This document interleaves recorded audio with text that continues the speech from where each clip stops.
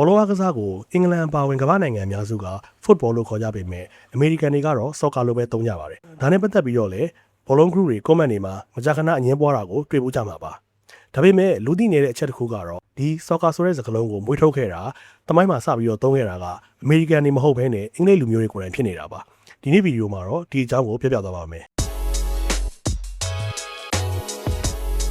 ဒီအကြောင်းကိုပြောဖို့အတွက်ဆိုရင်လွန်ခဲ့တဲ့နှစ်ပေါင်း160ကျော်19ရာစုကအင်္ဂလန်နိုင်ငံစီကိုပြန်သွားရပါလိမ့်မယ်။အဲ့ဒီခေတ်တုန်းကဘောလုံးအားကစားနည်းဟာအခုခေတ်လိုစီမီတီကြမရှိသေးပါဘူး။ဘောလုံးကိုလူတိုင်းကနေရာနဲ့မှာကစားနေကြပေမဲ့တရားဝင်စီမီတွေကိုအဓိကပုံဖော်နေကြတာကအင်္ဂလန်ရဲ့နာမည်ကြီးကျောင်းတွေဖြစ်ပါတယ်။ဒါပေမဲ့ကျောင်းတစ်ကျောင်းနဲ့တစ်ကျောင်းကစားပုံချင်းမတူကြပါဘူး။တချို့ကျောင်းတွေကဘောလုံးကို6နဲ့ပဲကန်ကျင်ကြပါတယ်။တချို့ကျောင်းတွေကတော့လက်နဲ့ကန်ပြီးတော့ပြေးကျင်ကြပါတယ်။ဒီလိုနဲ့စီမီတွေရှုပ်ထွေးနေတဲ့အတွက်1863ခုနှစ်အောက်တိုဘာလမှာအင်္ဂလန်ကအသင်းတွေစုပေါင်းပြီးတော့လန်ဒန်မြို့မှာ The Football Association ဆိုတဲ့ကျွန်တော်တို့သိတဲ့ FA ကိုစတင်ဖွဲ့စည်းခဲ့ကြပါတယ်။အဲ့ဒီအဖွဲ့ကတရားဝင်စီးမင်းတွေရေးဆွဲပြီးတော့ခြေထောက်နဲ့အဓိကကစားတဲ့အားကစားကို Association Football လို့အမည်ပေးလိုက်ပါတယ်။ဒါပေမဲ့ Rugby မျိုးကကျောင်းတွေအပါဝင်တချို့အဖွဲ့တွေကဒီစီးမင်းကိုသဘောမတူကြပါဘူး။သူတို့ကတော့ဘောလုံးကိုလက်နဲ့ကင်ပြီးပြေးတဲ့ပုံစံကိုဆက်ကစားကြကြပါတယ်။ဒီလိုနဲ့ပဲသူတို့ကခွဲထွက်သွားပြီး Rugby Football ဆိုတဲ့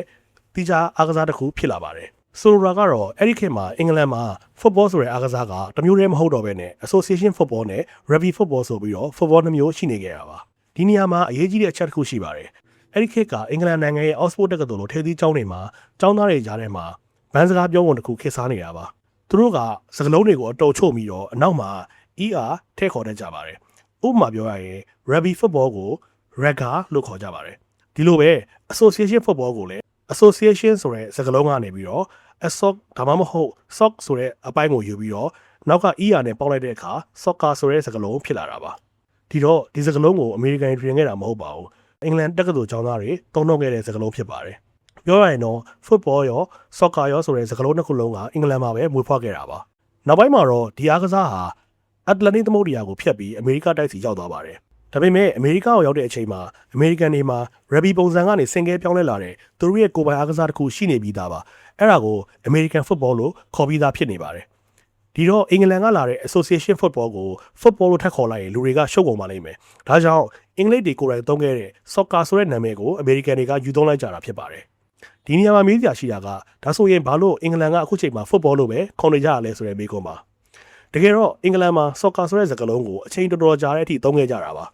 ဒုတိယကမ္ဘာစစ်ပြီးတဲ့နောက်ပိုင်း1950ကနေ1980ဝန်းကျင်အထိလူထုကြားမှာရောမီဒီယာတွေမှာပါဆော့ကာဆိုတဲ့စကားလုံးကိုအကျယ်တဝင့်သုံးခဲ့ကြပါတယ်1980တုန်းက World Soccer ဆိုတဲ့နာမည်ကြီးဘောလုံးမဂ္ဂဇင်းတော်အင်္ဂလန်မှာရှိခဲ့ပါတယ်ဒါဆိုဘာဖြစ်လို့အခုခေတ်မှာဆော့ကာဆိုတဲ့စကားလုံးကိုအင်္ဂလန်ကမသုံးတော့တာလဲသူတို့တွေချို့ရဲ့အမြင်အရ1980ပြည့်လွန်နှစ်တွေနောက်ပိုင်းမှာအမေရိကန်ယဉ်ကျေးမှုတွေကမ္ဘာတဝန်းပို့ပြီးဩဇာကြီးလာတဲ့အချိန်ဆော့ကာဆိုတဲ့စကားလုံးဟာအမေရိကန်အသုံးအနှုန်းတစ်ခုလိုပို့ပြီးတော့မြင်လာကြပါတယ်အထူးသဖြင့်1994အမေရိကန်ကမ္ဘာဖလားပြီးတဲ့နောက်ပိုင်းမှာဒီအမြင်ကပို့ပြီးတော့အားကောင်းလာပါတယ်ဒီလိုနဲ့အင်္ဂလန်မှာ football ဆိုတဲ့အသုံးအနှုန်းကိုပို့ပြီးအလေးပေးလာပြီးတော့ soccer ဆိုတဲ့စကားလုံးကတဖြည်းဖြည်းနဲ့နည်းသွားခဲ့ရပါ